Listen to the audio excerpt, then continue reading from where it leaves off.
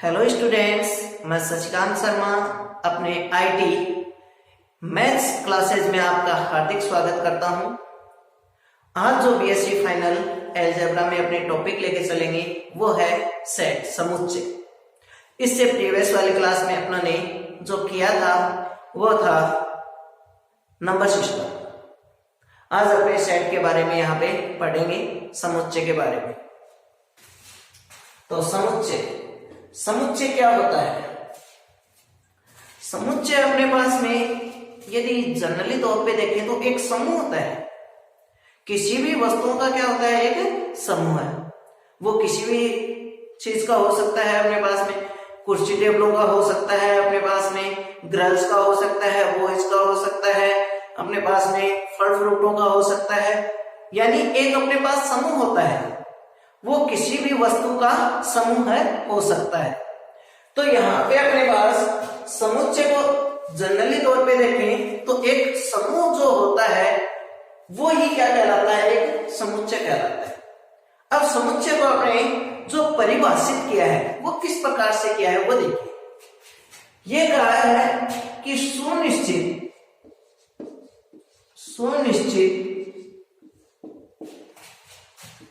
सुस्पष्ट वस्तुओं के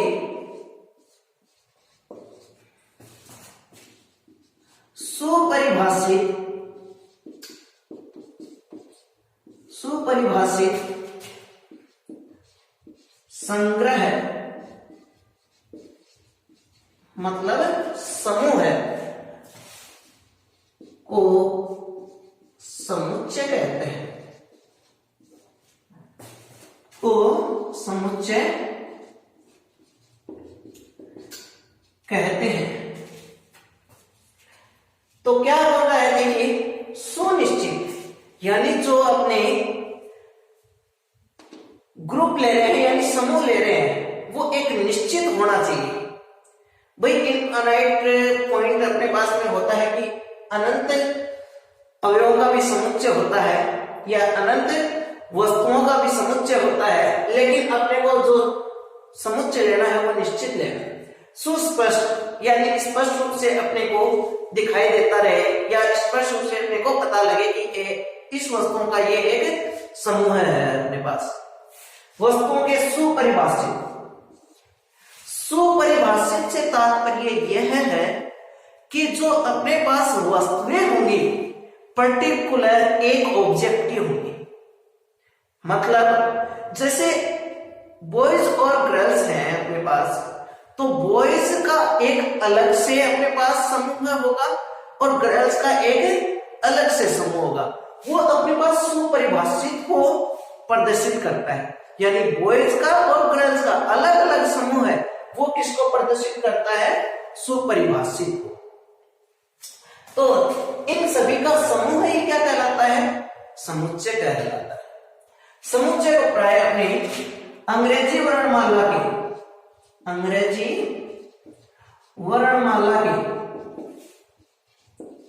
बड़े अक्षरों के ब्रैकेट में लिखेंगे, जैसे ए बी जेड तक कोई भी लिखते हैं अपने बड़े अक्षरों द्वारा निरूपित करते हैं। बड़े अक्षरों द्वारा निरूपित करते हैं। ये तो आई अपने पास में समुच्चय की बात। एक और बात सबसे मेन, समुच्चय को जो लिखा जाता है, समुच्चय को हम धनु कोष्ठक अर्थात ये वाला जिसको अपने जनरली तौर पे किसको नाम देते हैं? मंझला ब्रैकेट, और इंग्लिश में क्या बोलते हैं इसको? कर्ली ब्रैकेट के द्वारा समुच्चय को हम धनु कोष्ठक में लिखते हैं।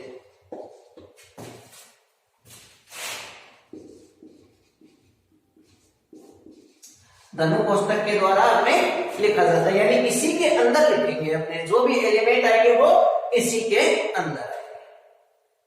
तो समुच्चय के अंदर सबसे मेन क्या हुआ? एक समूह समूह हो गया अपने पास में, वही है समुच्चय अपने पास। लेकिन वो समुच्चय कैसा होना चाहिए, वो समूह कैसा होना चाहिए, सुपरिभाषित होना चाहिए, यानी अपने को पर्टिकुलर एक ग्रुप मिलना चाहिए। इसके बाद में किससे प्रदर्शित करते हैं, बड़े अक्षरों द्वारा। लिखा किसमें जाता है, बड़े को इसमें मंजिला ब्रैकेट में, अर्थात कर्ली ब्रैकेट, या बोलते हैं इसको धन कोष्ठक में लिखा जाता है। ये तो आगे समुच्चय की बात।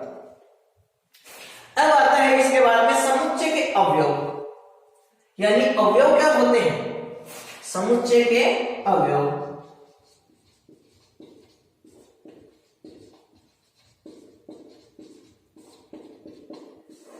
समुच्चय के अवयव क्या होते हैं, समुच्चय में विद्यमान वस्तुओं को, क्या कह रहा है, समुच्चय में विद्यमान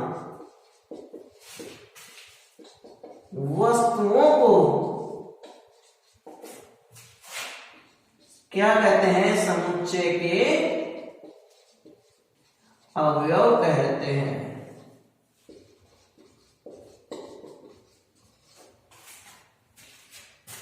क्या बोला कि समुच्चय में विद्यमान वस्तुओं को, समुच्चय में विद्यमान वस्तु, जैसे एक क्लास में 50 बच्चे बैठे हैं, यानी 50 बॉयज बैठे हैं अपने पास, तो प्रत्येक पर्टिकुलर एक बॉय वो क्या है, एक वस्तु को प्रदर्शित करता है, यानी एक अवयव को प्रदर्शित करता है।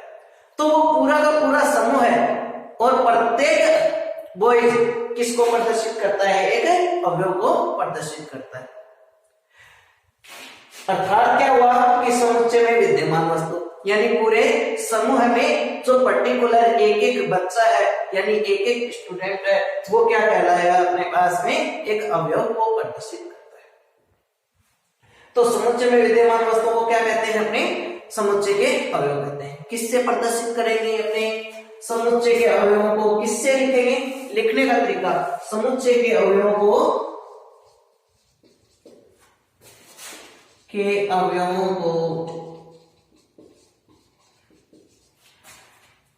अंग्रेजी वर्णमाला के छोटे अक्षरों से निरूपित करते हैं। किससे प्रदर्शित करते हैं, छोटे अक्षरों से, अंग्रेजी वर्णमाला के छोटे अक्षरों से। छोटे अक्षरों का मतलब ए बी सी।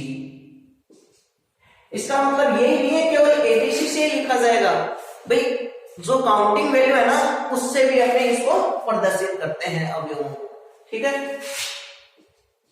एबीसी से प्रदर्शित करते हैं।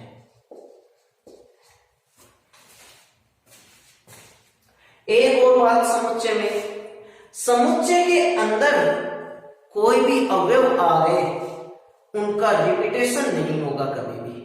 कहने का तात्पर्य मेरा यह है कि मैंने लिखा एक समुच्चय, मेरे को कह दिया गया कि ये एक वर्ड है ए डबल एल ऑल, इसको समुच्चय में लिखिए।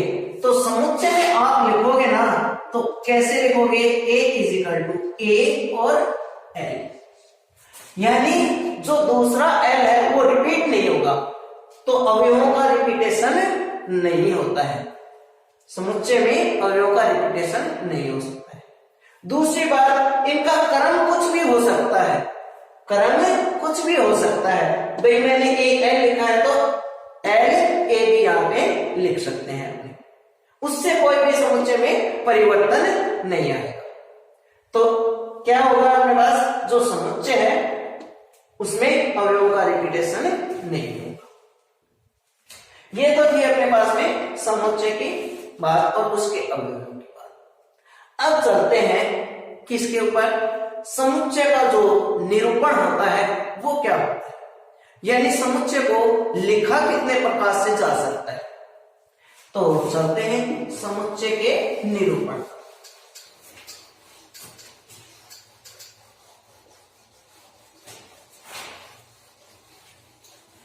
ये सब आप फर्स्ट ईयर में भी पढ़ चुके हैं, तो यहां पे इजी हो जाता है।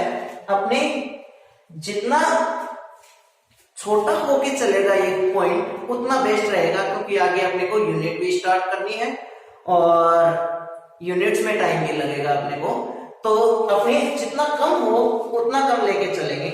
इसको ऊपर से जो बेसिक पॉइंट है अपने को जो जानने योग्य है वो पॉइंट अपने कर लेते हैं। समुच्चय का जो निरूपण है,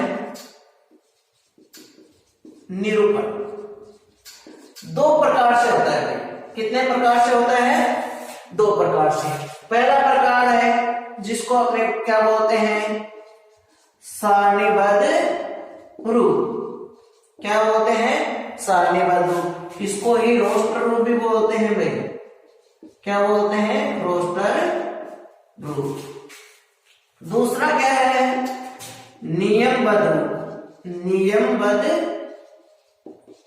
रूप जिसको अपने बिल्डर फॉर्म बोलते हैं, इसको रोस्टर फॉर्म बोलते हैं। तो ये दो फॉर्म है अपने पास में, यानी लिखने का तरीका क्या है? सारणीबद्ध रूप में लिख सकते हैं और नियमबद्ध रूप में।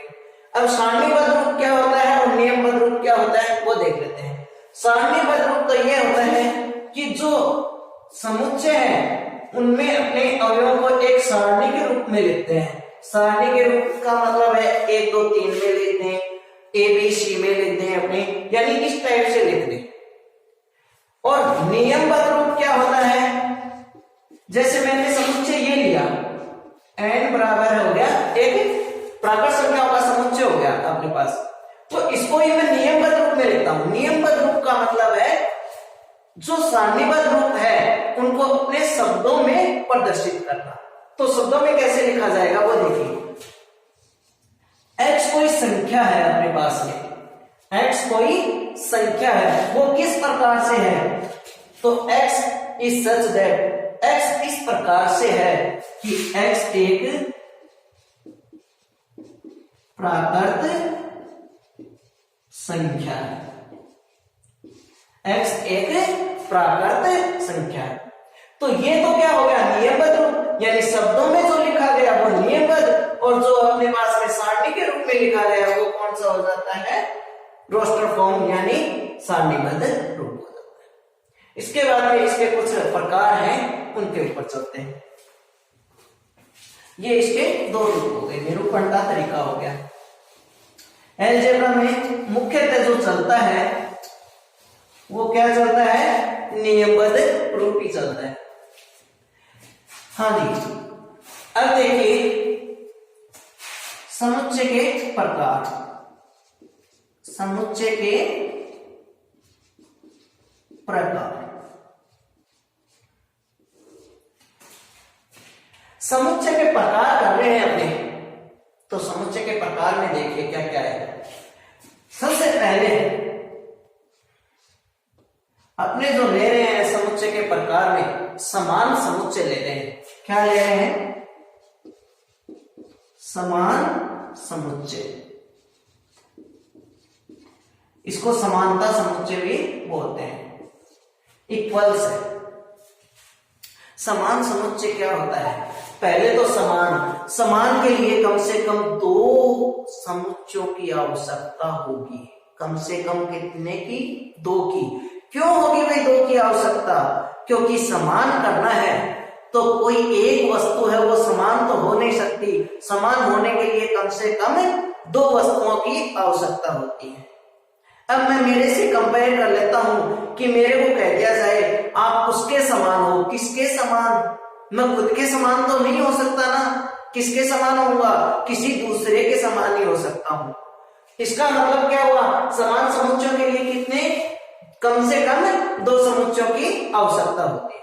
तो कम से कम दो समुच्चय लिख लेते हैं। माना ए अपने पास समुच्चय है 1 2 3 और बी भी अपने पास समुच्चय है 1 2 3, तभी ये समान समुच्चय कहलाता है।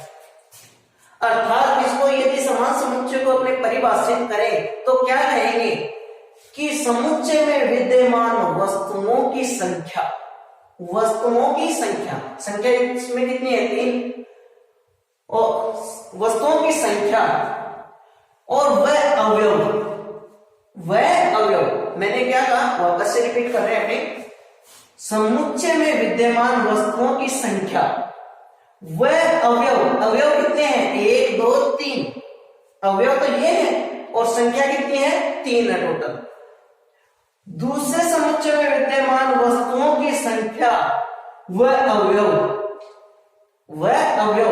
दोनों क्या हो, समान हो, अर्थात बराबर हो, तो वो क्या कहलाएगा, समान समुच्चय। तो अर्थात A बराबर B होगा, यानी इसमें अवयव भी बराबर होंगे और अवयवों की संख्या भी क्या रहेगी, बराबर, तो वो क्या कहलाएगा, समान समुच्चय। सेकेंड जो समुच्चय है उसको बोलते हैं तुल्य समुच्चय या तुल्यता, तुल्य समुच्चय। तुल्य समुच्चय यानी तुलना करनी है, तुलना करने के लिए भी क्या होना चाहिए, 2 समुच्चयों की आवश्यकता होती है।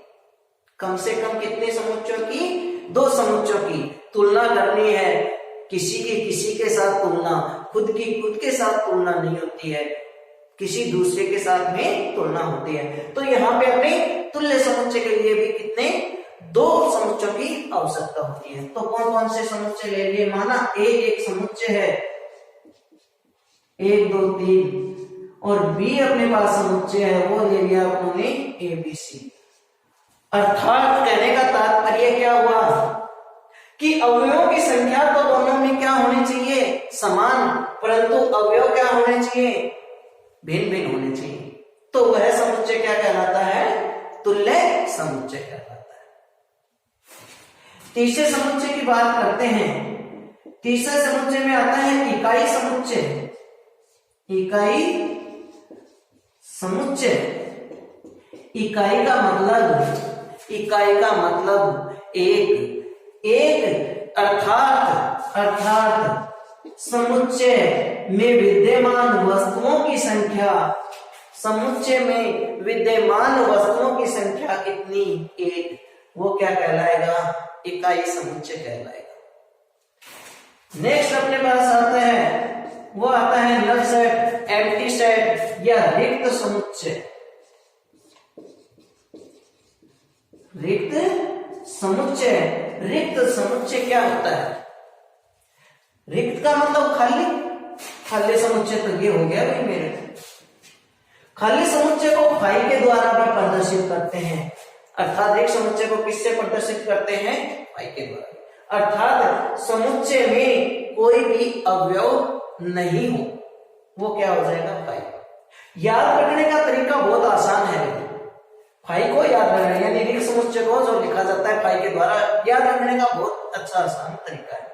क्या करते हैं अपने, जैसे कोई भी संख्या लिखते हैं, जैसे 1 बराबर नहीं है 2 के, इसका मतलब क्या होता है, बराबर नहीं है, कैंसिल करते हैं ना, काटते हैं ना। इसी प्रकार से देखिए इसको, सबसे छोटी संख्या क्या होती है, 0, और 0 भी नहीं है, फाई बन गया। 0 भी नहीं है तो क्या बन गया, फाई। तो किससे प्रदर्शित करते हैं रिक्त समुच्चय को, फाई से। इसके बाद में आता है निश्चित समुच्चय और अनिश्चित समुच्चय, फाइनाइट सेट और इनफाइनाइट सेट, या इसको बोलते हैं परिमित समुच्चय और अपरिमित समुच्चय। परिमित